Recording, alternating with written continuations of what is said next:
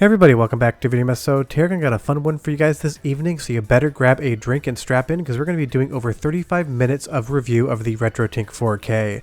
Because everyone has been asking me in the comments and on Discord if I was going to pick one up and if they should try to order one as well. So we're going to be answering the question tonight, is the RetroTink 4K worth it and is it for you? Before we get too far involved though, do me a huge favor, go down below, hit like and subscribe and ring that notification bell, definitely helps us out.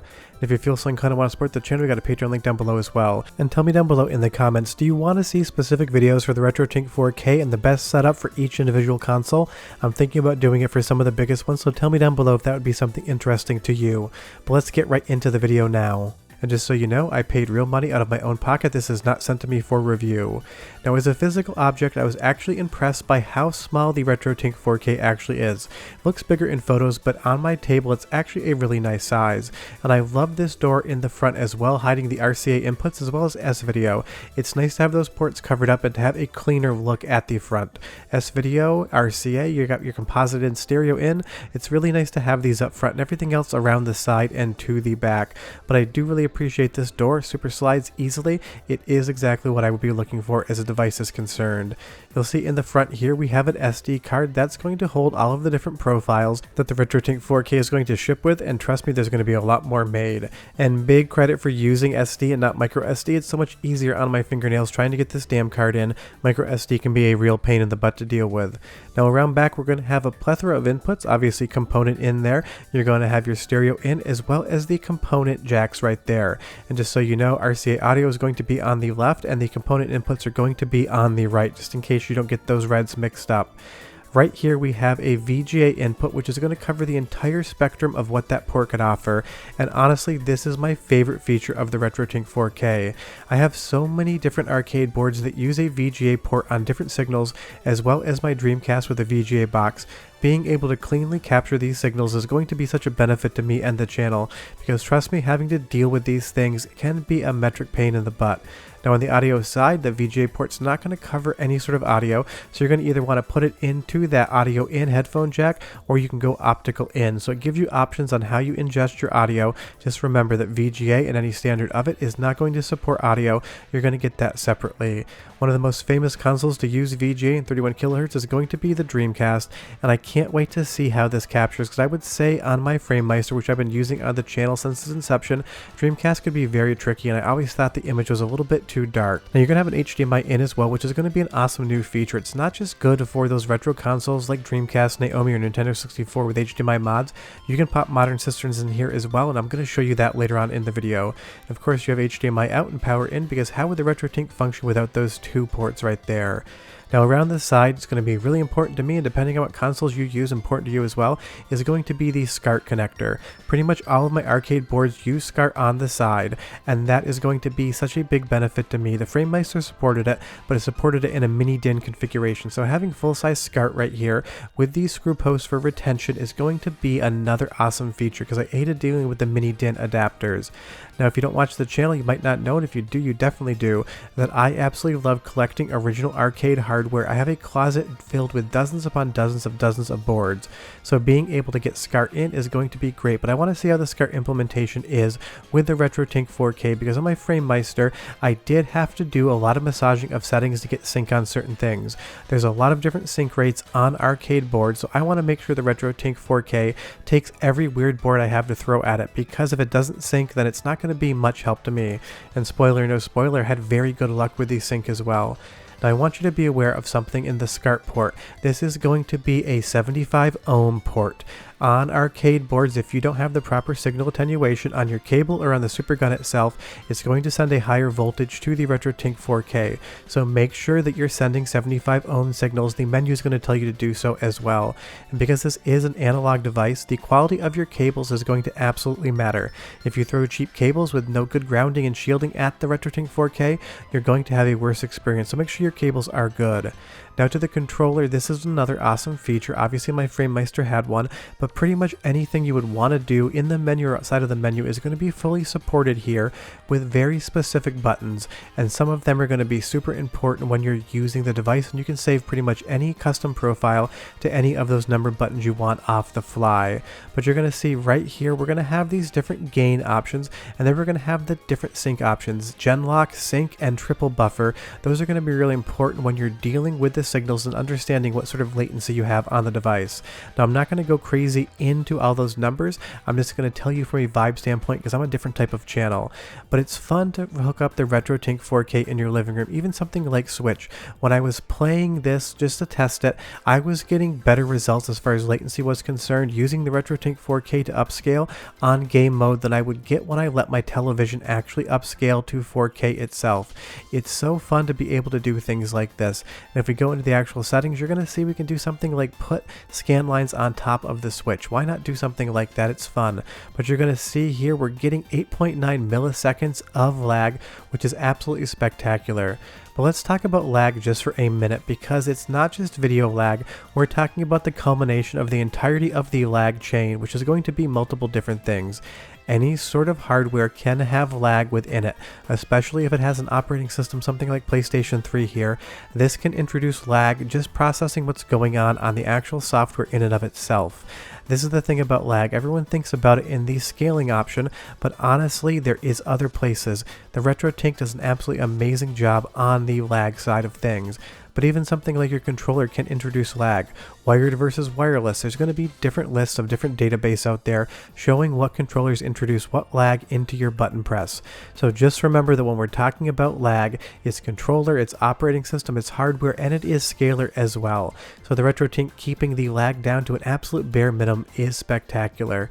But just be aware, like pretty much every other device that's above board, something like PlayStation 3 with HDCP encryption, you're not going to be able to use the HDMI port without stripping it out. So in my test here, I'm going to go component for that. There's really no way around HDCP on the PlayStation 3 unless you use external hardware that's going to strip that actual encryption.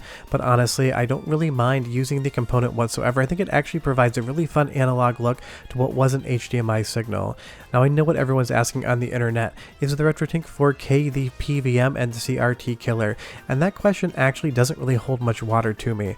Why not have both? Why not live in the best of both worlds where you can have 4K retro gaming on your home television and you can keep a PVM and a CRT in a different room as well? Because that's what I do.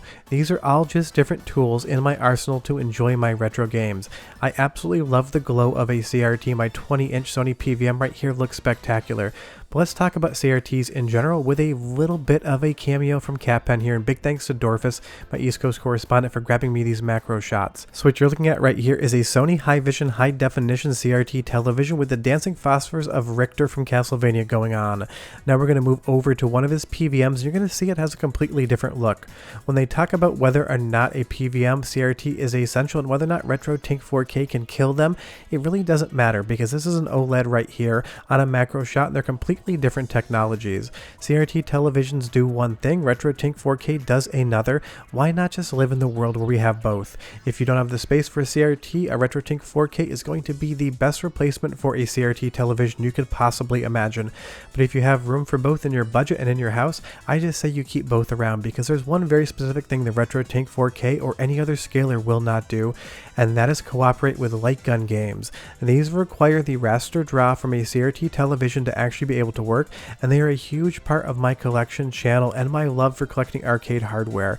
So just be aware that something like a light gun game is never going to work through the RetroTink 4K, it's never going to work through the Framemeister, the OSSC, or any sort of modern television. You need to keep these big tube TVs around for games like this. If you don't care about them whatsoever, then you can save the space, but for me, they are essential. The RetroTink 4K is going to live side by side with my PVMs. But let's talk about the price point. It is $750 US, and I see a lot of people online talking about the price. Now here's the thing, I don't care about the price whatsoever. whatsoever, but that is because I come from the filmmaking world where professional scalers are going to be into the 4 to 5 digit price point, and they're going to do a lot less than what the RetroTink 4K can actually do. You get to decide whether or not your budget can support something like the RetroTink 4K, but as far as $750 for the device I have in front of me, I think it is a deal all day long. But let's move over to the hardware captures and talk about just what the RetroTink 4K can do. And of course, you know I'm going to start it over on the arcade side with some boards that have yet to be tested. I love the Hyper Neo Geo 64, but it is a mess of a video signal. It is interlaced, and on my Framemeister, it was always too dark of an image, and I would have to color correct it and lift some of the actual data within color in Resolve. Now when we go over to something like the RetroTink, right out of the box, I am getting an absolutely spectacular image because I do have interlacing on by default, and in just a moment I'll go through all of the different interlacing options, show you how you can make it look better, worse, or somewhere in between, because you have basically unlimited control over what you can do to an image on the RetroTink 4K. I absolutely love all of those different options, but I know they can be daunting, so we'll go over some of the most basic ones. But right out of the gate, I will say that the auto crop feature is absolutely awesome. On the arcade side of things, you do need to do a little bit of fine tuning, but if we go into scaling and cropping on any system that doesn't automatically pull that data, you can see here we can do full crop to 4K, and it auto cropped that screen and got us very, very close to what we need to be for perfection here. And I will go over how to adjust that in just a moment. But I will also say that this image is a little bit dark, and that is just endemic to the Hyper Neo Geo 64. It is always dark when you try to capture it. But we have these different gamma PQ input factors and lifts, and we can adjust the image there. There's another option where we can adjust it as well, which I will show you later on in the video, but this is awesome to have so much control over all of the different options for color, for brightness, for gamma, everything like that. I can dial in an image that I think is much more appropriate to the look of a Hyper Neo Geo 64 on an arcade monitor or on my PVM. I threw some scan lines up here just to see the difference, and even with scan lines on, which would darken the image because it is blocking out something, I can just really see all of the detail. The brightness is here without being washed out. All of the colors look amazing, saturated where they need to be. I've never seen the Hyper Neo Geo 64 look this good compared to when we go back to a previous capture before I adjusted those settings where it was ever so slightly dark. And that is what I love so far about the RetroTink 4K, especially on the arcade side. It gives me the ability to adjust the image per board, because every single arcade board would do something different either with its refresh rate or its brightness or something. If you get into arcade collecting, you know full well that you're going to have to get used to adjusting things. Take a look at that sun in the temple in the background, and as I move over to the lifted source with scan lines, you're going to see it got brighter, but all of the characters still maintain a really nice look to them. This feels like a very simple version of color correcting in something like DaVinci Resolve, but I have not yet found a board that will not get a good color and not get a good level of brightness out just with those menu adjustments. For me and my fast work capturing these things, this absolutely makes the ton of difference. But let's talk about interlacing, because watch Kim and his legs here. You can go in and pull the data, and you're going to see what we're getting here is a 480i signal that's detected by RetroTink. Hyper Neo Geo does interlace. Now if we go into the interlacing options here, we're going to have different settings that we can choose, including the algorithms. Motion Adaptive by default works the best for Hyper Neo Geo, and when I move to Weave, you're going to see a lot of interlacing lines come up. Watch as Kim jumps up and down, you can see those lines just pop in. This would not be the correct setting for something like Hyper Neo Geo 64, but you're going to be able to adjust all of the different interlacing options, but for the most part I think Motion Adaptive is going to be the one you want. It's going to do the best job of de-interlacing, and now that I have the menu off, you'd probably have no idea this was actually interlaced content unless I told you, or unless you paused the video and tried to get some interlacing lines on screen. And the great part is how quick these options are to actually affect on your screen itself. I can just turn on scan lines that quickly and get back out of the menu. It doesn't matter whatsoever. All of the options are there and for you to play with. And I will go through some of the other scan line and mask features later on in the video. But again, I'm going to probably do a part 2 of this on a deep dive of all the settings, so tell me down below if you want to see something like that. But again, just playing Hyper Neo Geo 64 on the RetroTink 4K, I've never gotten a better image out of this hardware. It's one of my favorite boards of all time, but it's definitely an esoteric and obscure one, so let's move over to something way more common, which is going to be Dreamcast and Sonic Adventure. I love the Dreamcast. I'm playing this with a Toro VGA box, and I'm obviously putting that into the RetroTink 4K on 31 kHz RGB HV, which is going to be a horizontal and vertical sync. and I will say I've never seen the Dreamcast look this good. I've gotten very close before, but the overall image, the responsiveness with the minimal lag, everything about this is just 100% doing it for me. And the best part is once you actually use a console that is well known like the Dreamcast, if you pop into profiles and go to load from profile, you're going to see a master list of all of the different gaming hardware and some pre-built settings that you can actually use. You can make these yourself, and some of them have been updated since I've made this video, and I'm sure a lot more are going to come in the future. But you're going to have so many different options that members of the community have already made, and your RetroTink 4K is going to ship with, and you're going to be constantly adding new things to your micro SD card. So it's going to be absolutely great to have these things here. It basically does the job for you of having to go through and articulate all the different settings you can possibly have, and if you want to do something like go into a zoom, you can take a look at every single pixel, what it's doing on screen, and how it moves around. You're going to wonder why there's these zoom features in here, and that is for you to pixel peep on the image to make micro adjustments yourself. Honestly, I think these profiles do 99% of the job, but I wouldn't really change much about them, but the zoom gives you the option to actually take a look and see what's going on. But this is just Dreamcast footage coming out of the RetroTink 4K with a default profile put on in the profiles menu. It's bright, it's vibrant, it's cheery, it's everything Sonic Adventure should be. And honestly, unless you have a PVM or some sort of other VGA input device, some PVMs can take that signal, you're never going to see this bright of an image unless you have a HDMI modded Dreamcast underneath your TV. And the great part is, even if you do have an HDMI modded Dreamcast, you're still not getting to 4K, so you can just plug this into the RetroTink 4K, go from 1080p to 4K for your television, and have a blast. But just look at the emotion, look at the cadence of this. I could talk about latency numbers and different gamma adjustments all day long, but what I really care about at the end of the day is the vibe and whether or not I think the footage I am capturing and bringing to you guys is up to the standard of which I would want it to be. And I will say 10 out of 10 times RetroTink 4K is delivering me that exact result. Let's just throw some simple scan lines on and go through the exact same level, and now you can tell the vibe has changed. If you're not watching this video in 4K, I definitely recommend you find a panel to do so, because you're going to be able to see the best result if you're watching it at the native resolution that I uploaded at. But now with the scan lines over the top of the first level of Sonic Adventure, we're getting a completely different feel, a completely different look, and a completely different vibe. And that's what's so great about the RetroTink 4K. Sure, it's a very complex FPGA scale that's going to give you maximum control over all the settings, but what it really is a mood creator. This gives you the ultimate ability to set whatever tone you want for any of the games you're putting into the back as far as the inputs are concerned. You can craft the world you want to live in. And I would say, as far as Sonic Adventure is concerned, while I like the scan lines, the bright vibrancy of the default image with a profile on top is the Sonic Adventure for me, and that's the great thing, you have options to do whatever you want. Or something like Jet Grind Radio or Jet Set Radio for your Europeans watching. This game with the cell shading has always been such a pretty game on the Dreamcast, and it looks great on my CRT monitor. But as far as the RetroTink 4K is concerned, I just love the color reproduction of what I am seeing here over VGA.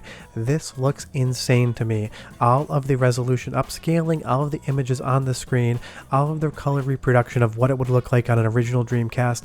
This is just a home run, hitting it out of the park as far as the look and feel of this game and what it should be if you're playing on real hardware.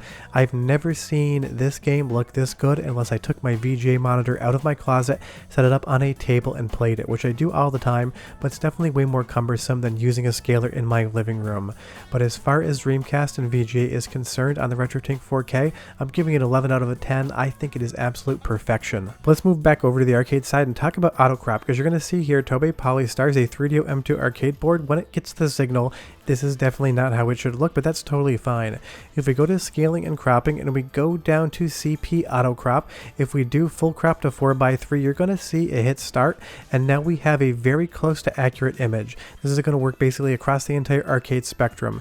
Now, because all of these boards do output different sort of video signals, and some can be very strange, we do have an input crop option here. You can do left and right trim, top and bottom trim, and you need to adjust these around until you get a rock solid image that has all of the data that should be on screen there with nothing running out. You'll see here the continue is slightly off screen, but we have all the options in scaling and cropping to be able to fix something like that. And this is something something I'm very familiar with. Having to crop and resolve is something that goes on all the time. So if we move up to input crop, you're going to see we have top, bottom, left, and right trim. And you get this nice blue color as well, so you can see what's going on. You can adjust this in real time, and you can play around with it to try to log everything in. Now you're going to see that that continue is definitely on the screen, but if I want to see if there's any more data, you can move these data bits around, and you're going to start seeing a black bar. That is where the arcade board or the source hardware is drawing something versus where it is not. So you can play around here until you get that perfectly scaled like I just did right here. And now I have Tobe Polystars playing on the RetroTink 4K, and absolutely all of the pixels are where they should be. Nothing is missing whatsoever, and having these automatic as well as manual cropping features is such a big deal. It is one of my favorite features of the RetroTink 4K so far, but we have different things. We can apply that same gamma adjustment that we did to the Hyper Neo Geo 64, because again on arcade boards, at least with my Supergun, I am noticing that I am getting a little bit of a dark image on certain games. Other ones are perfect. That is not the RetroTink doing it, it's my Supergun and the analog signals coming off of these boards. And I like playing around with the gamma and input lift factors here, but there is another way to do this, maybe a more correct way to do it, which I will show you later, but I just love playing around with the settings and showing to you in real time.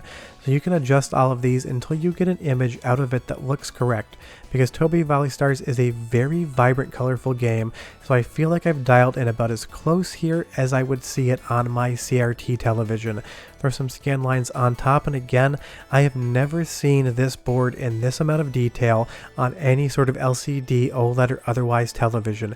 My Framemeister did a great job getting a signal out, but it was always slightly dark, and again, because this does operate on a very strange video signal that is non-standard, it's another game that I've had no issues with syncing whatsoever. You'll see here it's 60.90 Hertz, not that weird, but I wish the 9 shifted over 1 to the left, if you know what I mean. But we gotta talk about audio as well, because RetroTink has more than one job, and it is on the audio side as well, and I absolutely love the soundtrack for Tobe Polystars, so go ahead and listen, and I'll be right back.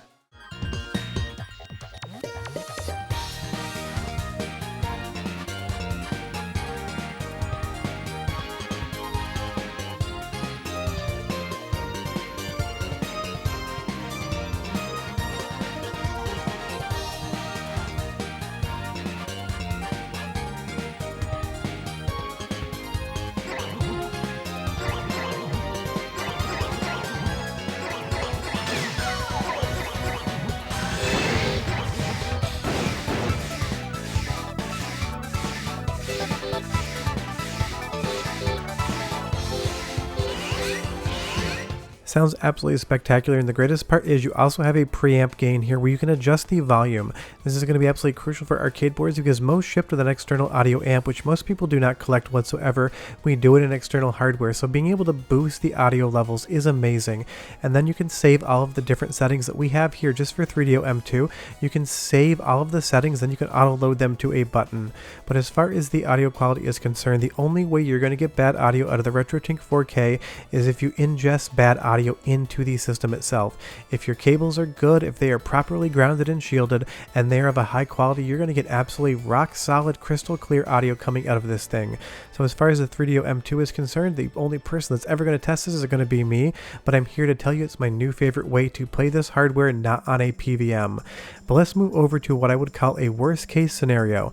This is Bomberman Hero running on the Nintendo 64, and this is running in composite video, because not everyone who wants to buy a RetroTink 4K is going to have absolutely every single system modded to be able to have RGB or HDMI out.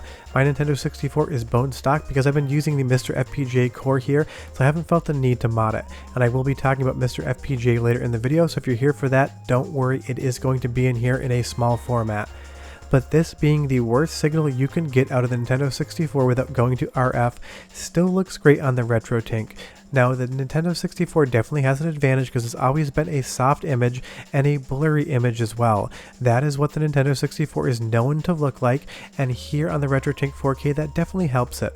If this was more of a 2D source, it might look a little bit more washed out or a little bit blurrier than you would like, but as far as putting a composite source or an S-video source into the front of the RetroTink 4K, don't think that you can't do it or it's not going to be a good look, because I think this looks great and it's getting the worst amount of data and the worst connection possible. And you'll see here if we go over to Nintendo 64, sometimes the filter presets are going to just basically be predicated on having RGB.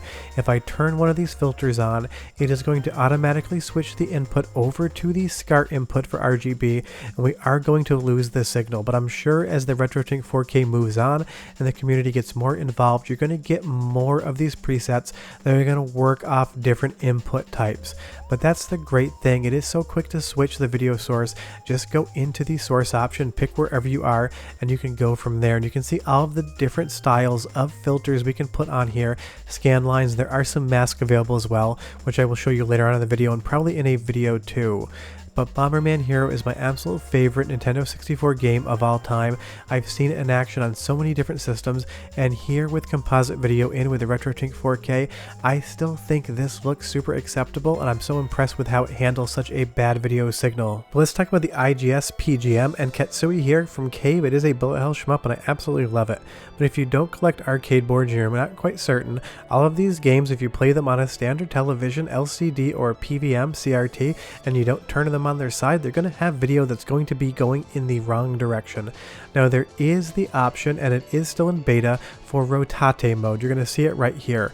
Once you turn it on, it's going to say check sample rate, and that's because it still is in beta, so we need to go and actually adjust some things in another option. You're going to see here RGB component ADC setup. We're going to have this samples per line. This needs to be adjusted down until it's able to actually rotate. I will leave a link to the RetroTink 4K manual down below, but you're going to see as we roll it down here, the image is going to look a lot better, and it is now rotated just in the exact wrong direction. And the great thing is, if we go to the rotate beta option, we can rotate it one more time, and now we have Ketsui in the proper orientation on our screen. Definitely still need to do some trim, and I'm going to do this here manually versus using auto crop just to show you guys how well functional it is. But honestly, having rotate mode here has been absolutely great, because when I actually capture these sort of games on original arcade hardware, I have to have another LCD monitor in my closet that actually has the ability to rotate 90 degrees, because I use two ultra-wides for my studio setup and it is impossible to play there.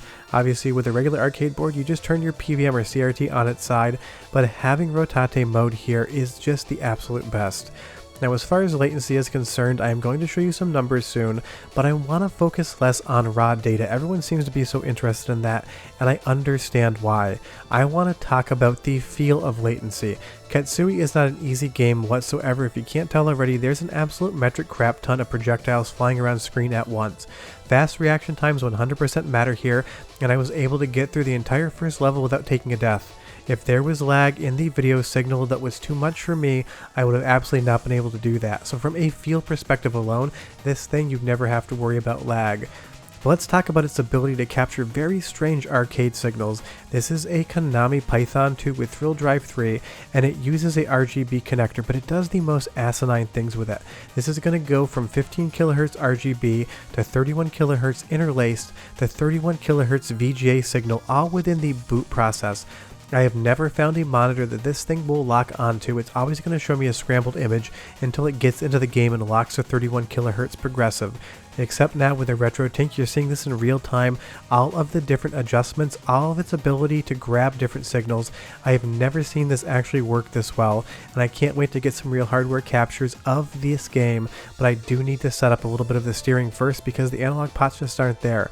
But this impressed me more than anything else. Even if it's just data on a screen, it meant that this thing will take pretty much any signal I throw at it and be able to quickly recover. But let's move over to Sega Genesis and something 2D and home console related here with Streets of Rage 2. I'm sure most of you have played this game and you know just how spectacular of 2D artwork it has. Now with the signal in via SCART, you're going to see that we definitely have those CRAM dots down below, all of the colors that are going to be used in real time on the Sega Genesis, and the screen does not fill whatsoever. Now we could use auto crop for this, but there's a lot of different ways you can do things, and because this is a well-known console, there's definitely going to be profiles for it on the RGB side. So if we just pop to profiles and go down to Sega Genesis, you're going to see a lot of different options here.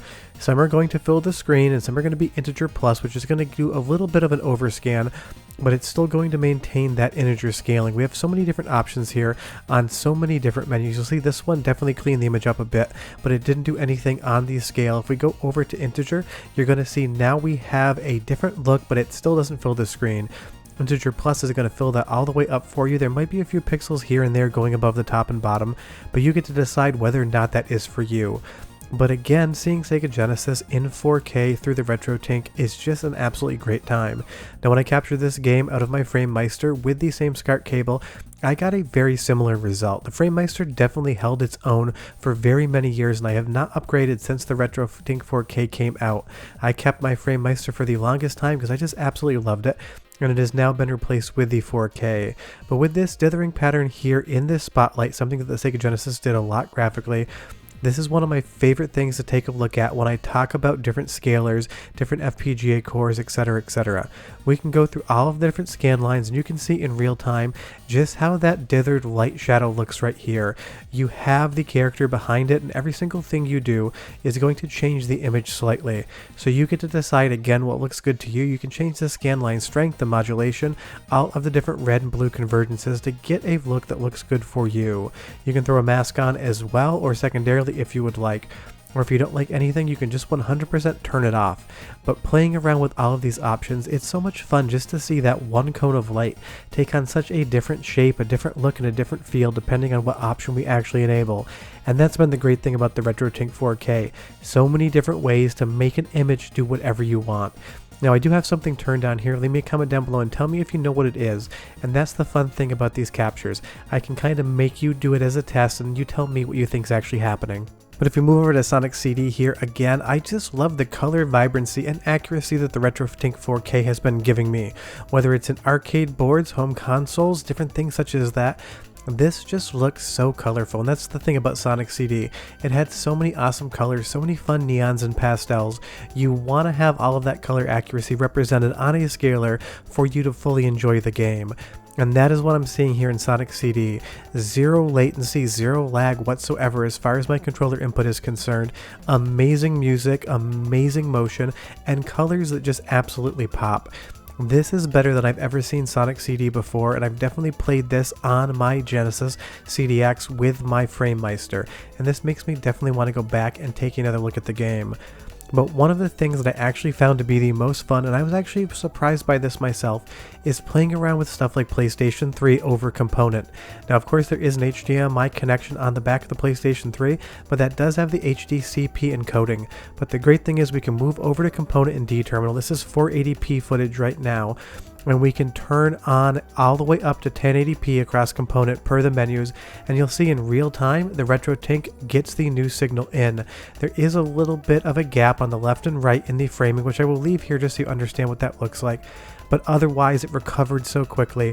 And seeing PlayStation 3 games upscaled to 4K is definitely giving the console a new life. And in something like Uncharted 3 here, here's the secondary way you can play around with the overall look of the image.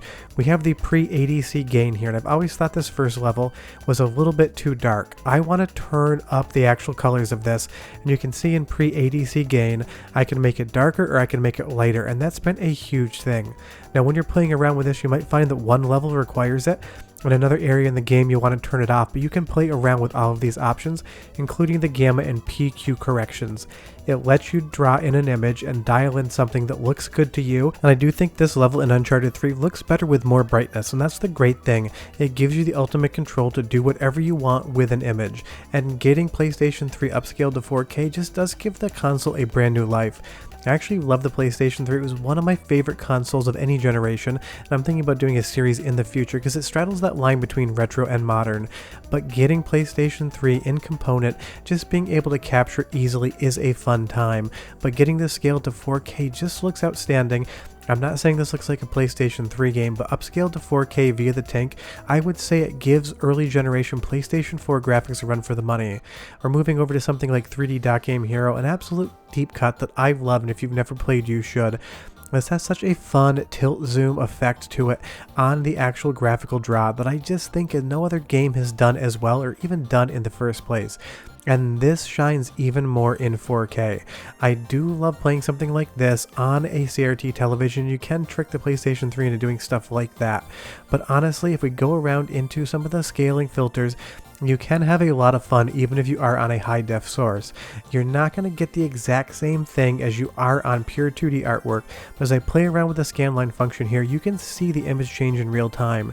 And something like 3D Dot Game Hero I think definitely benefits in spots with those scan lines. The image can be a little bit washed out by default, so I did turn the brightness down and the gamma down. You can see you can make the image look worse as well. But this is a really good example of things that the Tink 4K is going to do that maybe you wouldn't automatically associate it with. I want to check out stuff like Wii, I want to check out PlayStation 3 and Xbox 360 in 4K to see that scale happening in real time.